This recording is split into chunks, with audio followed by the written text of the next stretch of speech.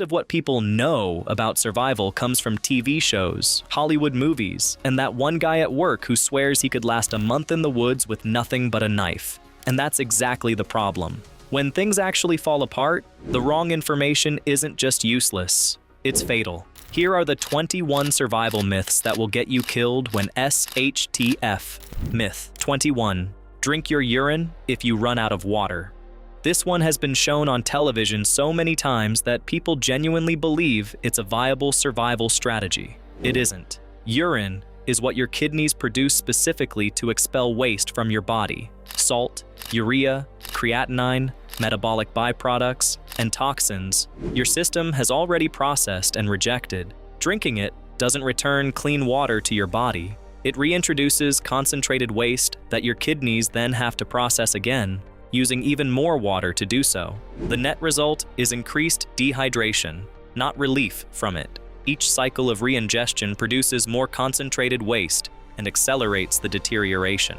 When you're dehydrated enough to consider drinking urine, your urine is already dark, concentrated, and loaded with exactly the kind of substances that will make your condition worse faster. The safe applications for urine in a survival scenario are external only. Dampening clothing for evaporative cooling in extreme dry heat is one legitimate use. Ingesting it is counterproductive under any circumstances, including extreme dehydration. Bear Grylls made this look dramatic and survivalist on television. It was great for ratings. It's terrible advice that has been repeated so often, it now requires active correction. Myth 20. Running water is safe to drink. A crystal-clear stream tumbling over rocks looks like something from a bottled water advertisement. It can still make you seriously ill. Running water can carry Giardia, Cryptosporidium, E. coli, Leptospira, heavy metals, agricultural runoff, and a range of other contaminants that are invisible to the naked eye. None of them care how clean the water looks or how fast it's moving. Wild animals defecate upstream. Dead animals decompose in or near water sources. Mining operations, farms, and industrial sites leach chemicals into groundwater that never shows up as color or smell. Every water source in a survival situation, no matter how clear, cold, or remote, should be treated before consumption. Boiling kills biological pathogens. Portable filtration removes particulates and most biological threats. Chemical treatment using iodine or chlorine tablets is a reliable backup. It looks clean is not a method. As survival instructor Tony Nestor has put it plainly, the two leading causes of death in wilderness survival situations are exposure and dehydration from waterborne illness. Getting cocky about a pretty stream is how the second one kills you. Myth 19. Moss grows on the north side of trees. This one gets taught as absolute gospel in campfire conversations and low-budget survival guides, and it is consistently unreliable. Yes, moss prefers shaded, damp environments. Yes, in the northern hemisphere, the north side of trees tends to get less direct sunlight, which can make it marginally more hospitable for moss growth. But in a dense forest, which is exactly where you'd be lost enough to need navigation help, trees shade each other from all directions. Moisture from nearby streams, topography, prevailing winds, and the specific moss species all affect where growth happens. Moss can be found on any side of a tree. In some climates, it covers entire trees from base to canopy, regardless of compass direction. In others, you won't find it on the north side at all. Orienting yourself with moss in the woods is like asking a coin flip for directions. Carry a compass. If you don't have one, use the sun. It actually moves in a predictable direction. Myth 18. Suck the venom out of a snakebite. The cut-and-suck technique for snakebite treatment was discredited by medical science decades ago. It persists almost entirely because of Hollywood westerns and the occasional survival show willing to sacrifice accuracy for entertainment value. When a venomous snake bites, the venom enters directly into subcutaneous tissue and begins moving into the lymphatic system almost immediately. A human mouth generates nowhere near enough suction to pull a meaningful amount of venom back out of tissue, and attempting to cut the bite site and suck accelerates bleeding and tissue damage. The mouth is also full of bacteria, meaning you're introducing a fresh infection source into an already compromised wound. What to do? Keep the bitten limb below heart level to slow venom migration, immobilize it, remove any rings or constrictive items before swelling begins, and get to a hospital as fast as possible. Do not apply a tourniquet to the limb. The concentrated venom will destroy tissue more aggressively in a restricted area. Do not wash the wound thoroughly either.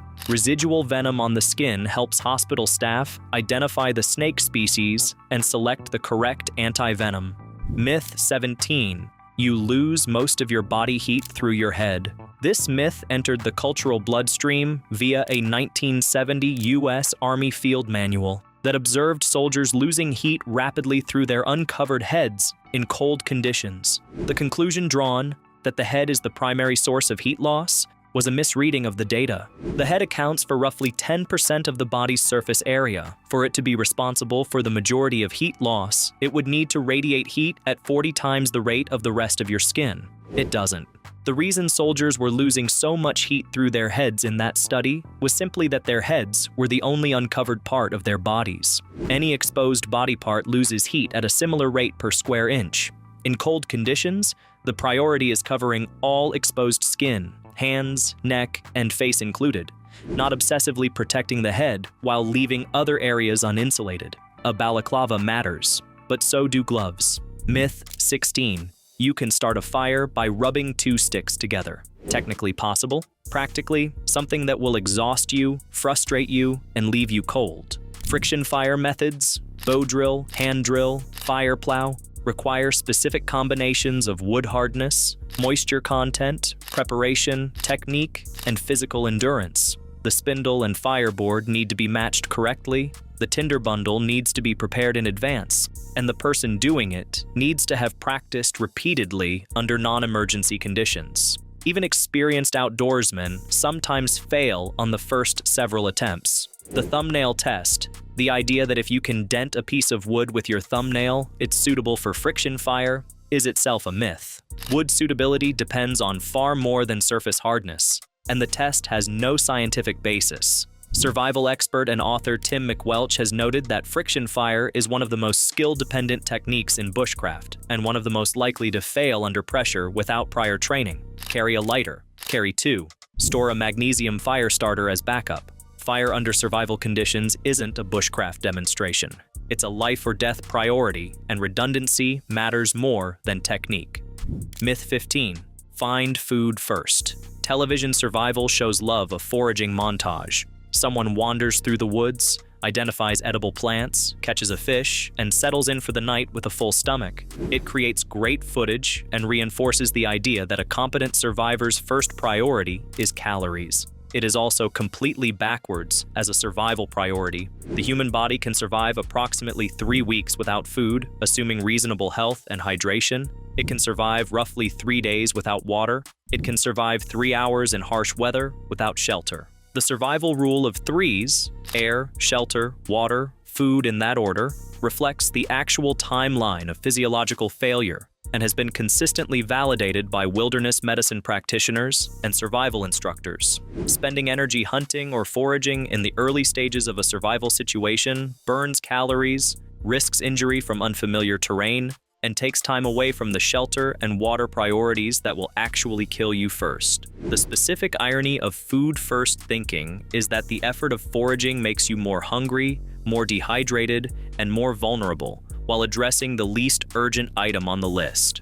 Food becomes relevant after you have addressed immediate threats to your core temperature and hydration. Chasing a rabbit on day 1 is a good way to die dry and hypothermic before hunger even becomes a serious factor. Myth 14.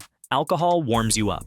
The feeling is real, the warming is not. Alcohol causes vasodilation, the expansion of blood vessels near the skin surface. Blood that was concentrated in your core, keeping your organs warm, moves outward toward your extremities. You feel warm because your skin is getting more blood flow. Your core temperature is actually dropping at the same time. In a cold weather survival situation, this effect is dangerous. Alcohol accelerates core heat loss at exactly the time you need to preserve it. A person who drinks alcohol in cold conditions also suppresses the shivering reflex, the body's involuntary mechanism for generating heat through rapid muscle movement. Shivering is uncomfortable, but functional. Suppressing it with alcohol removes one of your body's primary defenses against hypothermia. The old image of a Saint Bernard arriving with a cask of brandy to revive an avalanche victim is charming folklore with zero medical merit. In reality, giving alcohol to someone suffering from cold exposure speeds up the process that's already trying to kill them. If you have alcohol in your survival kit, it has uses: wound cleaning, fire starting, barter, but keeping warm isn't one of them. Myth 13. Eat snow to stay hydrated. Eating snow to address dehydration is a two-problem solution that makes both problems worse. The first issue is thermal. Your body has to expend significant energy heating the frozen mass to body temperature before it can be processed. In cold conditions where hypothermia is already a risk, this metabolic cost is something you cannot spare. It draws heat away from your core at exactly the wrong time, and the more snow you eat to compensate for the inadequate yield, the worse that thermal cost becomes. The second issue is volume. Snow is roughly 90% air by volume. To get 1 quart of usable water, you'd need to consume approximately 10 quarts of snow, a volume that would chill your core dramatically before it provided meaningful hydration. You're essentially doing the work of a refrigerator from the inside. The solution is straightforward. Melt snow before drinking it. A dark-colored container placed in sunlight can melt snow passively. Body heat inside a jacket works for small amounts. Even a makeshift container near, not over, a fire works. The water you get from melted snow still benefits from filtration or boiling if the source area might be contaminated, but eating it directly, as a rule, costs more than it gives you. Myth 12. Tourniquets cause amputations. This myth has real consequences. People who believe it hesitate to apply a tourniquet in situations where that hesitation can be fatal, and bystanders who could intervene don't, because they're afraid of causing permanent harm. The origin is legitimate. Tourniquets improperly applied or left on for many hours without medical intervention can damage tissue. But the risk threshold has been dramatically distorted in popular understanding, largely through outdated medical guidance and decades of cautionary emphasis in first aid training that didn't keep pace with actual field data. Combat data from the wars in Iraq and Afghanistan, where tourniquet use became standard field medicine for limb hemorrhage, found that only about 0.4% of people who received a field-applied tourniquet ended up with an amputation. And most of those cases involved injuries severe enough that the limb was already compromised regardless of tourniquet use. Without a tourniquet, severe arterial bleeding from a limb can kill in minutes. The choice is not between amputation and full recovery. The choice is between applying pressure to save a life now and worrying about limb health with medical professionals later. When someone is bleeding out from a leg wound and there is no hospital nearby, a tourniquet is not a last resort. It's the correct first response, applied above the wound, tight enough to stop blood flow, and marked with the time of application. Myth 11. Bugout to the wilderness. The romantic vision of survival, disappearing into the woods with a rifle and a pack, living off the land while the world falls apart around you, is one of the most persistent and most dangerous fantasies in the prepper community. Living off the land requires an extraordinary depth of practical knowledge, identifying edible plants by season, setting effective traps, preserving meat without refrigeration, building weatherproof shelter, navigating without landmarks, and doing all of it while managing injuries and illness without medical support. These are skills that take years to develop, not capabilities you acquire because you've watched survival programming. The wilderness is also full of other people who had the same idea. In any genuine collapse scenario, national parks, forests, and rural areas would be flooded with people who can't feed themselves and are willing to take what others have. The evidence from historical disasters, including post-Katrina New Orleans and the siege of Sarajevo in the 1990s, consistently shows that community, network, and staying in place with preparation outperforms lone wolf wilderness survival in almost every scenario. Myth 10. Dead bodies spread disease. This one circulates after almost every major disaster, and the practical result is that communities sometimes prioritize managing corpses over treating the living, which is exactly backwards. The World Health Organization has addressed this directly and repeatedly. Dead bodies from trauma, accident, natural disaster, conflict do not generally create epidemic disease risk for surrounding populations. The pathogens that kill people in those scenarios do not multiply in cadavers the way popular understanding suggests. The bodies of people killed by traumatic injury are not significantly more dangerous than they were in life, in terms of disease transmission to survivors. The living, crowded into inadequate shelter, sharing contaminated water, under physical and psychological stress, are the primary disease transmission vector after a disaster. Cholera, typhoid, and other waterborne illnesses spread through contaminated water supplies and poor sanitation among survivors. Diverting resources and attention to quarantining or rapidly disposing of bodies at the expense of water treatment and sanitation is a misallocation that has historically increased death tolls in disaster situations. Handle bodies with basic protective hygiene. Prioritize the living. Myth 9. You can eat whatever animals eat. If a bird eats a berry, the berry is safe for humans. This is wrong, and in some cases, lethally wrong. Animals have different digestive systems, different liver enzymes, different gut microbiomes, and different evolutionary histories with their local food sources. Many plants that are entirely non-toxic to birds are highly toxic to humans. Yew-berries are a clean example. Birds consume them with no effect. The seeds contain taxine, which causes cardiac arrest in humans. Nightshade, water hemlock, and various mushrooms that animals consume safely or avoid with instinct that humans don't share also fall into this category. Foraging off animal behavior is unreliable at best and fatal at worst. If you don't have specific knowledge about a plant, what it looks like at every growth stage, how to test it using the universal edibility test, and what its dangerous lookalikes are, leave it alone. Hunger is survivable for weeks. Cardiac arrest is not. Myth 8. Always boil water for 5 minutes. Boiling water is effective, but the 5-minute standard is unnecessarily long and wastes fuel you likely can't afford to spare.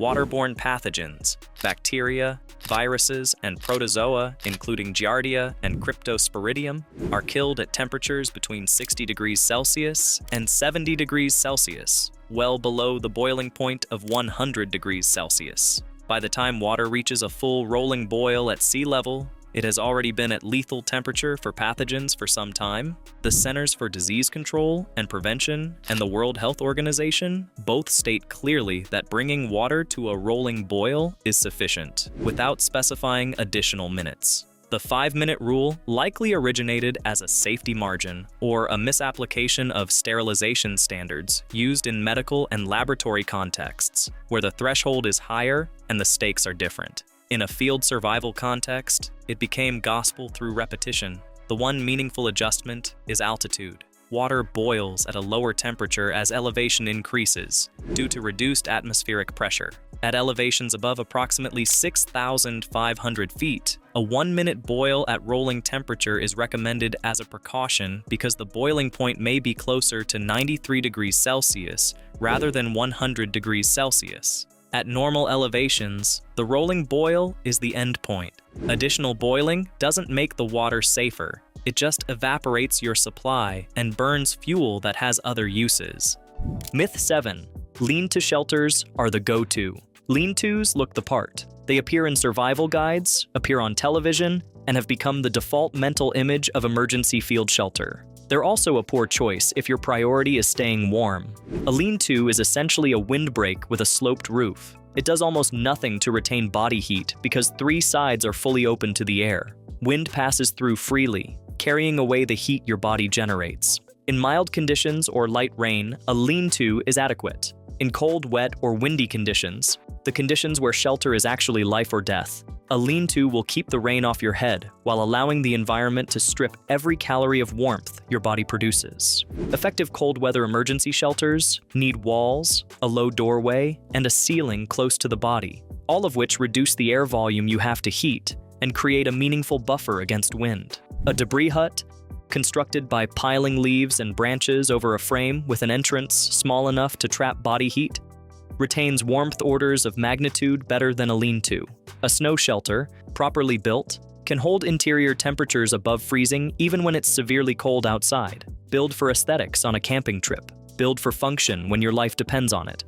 Myth 6. The lone wolf survives best. Pop culture has a specific type for this. the solitary, self-sufficient survivalist who trusts no one and needs nothing.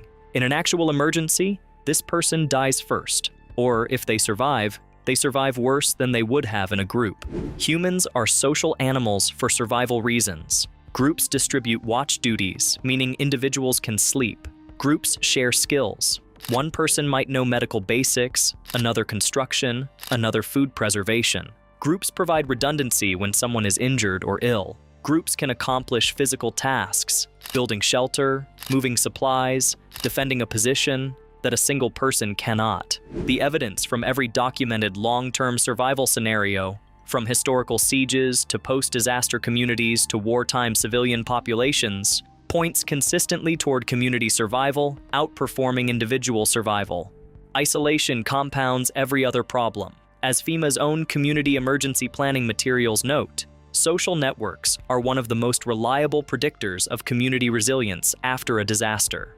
Myth 5. You can navigate by following birds to water. Animals can provide useful environmental cues in the field, but following birds to water is not the reliable navigation technique it's sometimes presented as. Birds fly toward all kinds of things: food, nesting sites, roosts, mates, and territorial disputes.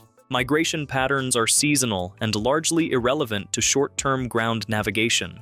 Some species do tend to move toward water sources at dawn and dusk, but identifying which species, reading the flight pattern correctly, and following them without losing your original bearings requires both specific ornithological knowledge and a level of situational calm that most people under survival stress don't have. There's also a more fundamental problem. Even if a bird is heading toward water, you have no idea how far that water is, whether the terrain between you and it is passable, or whether the water source is usable once you get there. You might follow birds 3 miles through difficult terrain to reach a stagnant puddle. Meanwhile, you've burned energy, lost your original reference points, and moved away from any potential rescue corridor. The broader principle is this: using animals as your primary navigation method in a survival situation is betting your life on behavior that is context-dependent and easy to misread under pressure. Sun position, shadow tracking, star navigation, and a compass are the reliable methods. Wildlife observation belongs in the supporting detail column, not the strategy one. Myth 4. Fire in a cave will keep you warm. A fire inside a cave sounds like ideal shelter. Out of the wind, heat radiating off rock walls, protected from rain.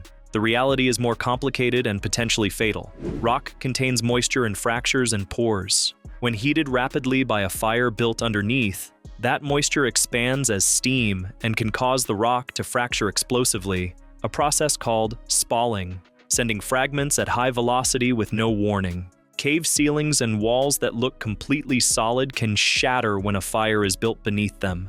This is not a rare edge case. It's a documented hazard that outdoor and military survival training specifically warns against. Beyond the physical hazard, a fire in an enclosed space with limited ventilation consumes oxygen and fills the space with carbon monoxide. Carbon monoxide is colorless, odorless, and lethal at relatively low concentrations. A person asleep in an enclosed space with a fire burning doesn't wake up when CO levels become dangerous. They simply don't wake up. If you're sheltering in a cave or under a rock overhang, keep the fire at the entrance, where airflow clears smoke outward. Keep it small, never sleep with an active fire burning inside, and examine the ceiling above for moisture staining or existing fracture lines before you light anything. Myth 3. You can outrun a bear. Grizzly bears can run at approximately 35 miles per hour over short distances. The fastest human sprint ever recorded, Usain Bolt, peaked at just under 28 miles per hour. That's elite athletic performance under ideal conditions. The average person's sprint maxes out considerably lower. Running from a bear also triggers the predatory chase response in some species, making the situation actively worse. The appropriate response depends on the bear type.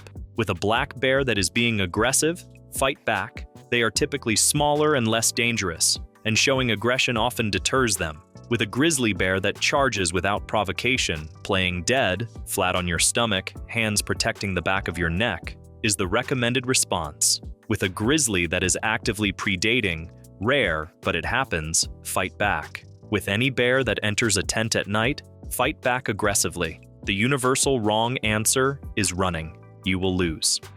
Myth 2. Tampons work as bullet wound plugs. This one circulates in emergency preparedness spaces with surprising frequency, partly because the geometry seems logical. A cylindrical absorbent item. A cylindrical wound channel. The problem is that tampons are designed to absorb menstrual flow at low pressure over time, not to stop arterial bleeding under high pressure in an emergency. They lack the density, structural integrity, and mechanical pressure needed to pack a penetrating wound effectively. A standard tampon compresses easily and doesn't fill an irregular wound channel. They also lack any coagulant agent. No hemostatic component accelerates clotting, which is the actual goal in hemorrhage control. Packing a bullet wound, or any deep penetrating wound, requires filling the entire wound channel firmly with direct, sustained mechanical pressure using gauze, and ideally hemostatic dressing impregnated with agents like kaolin or chitosan that actively accelerate clotting at the source.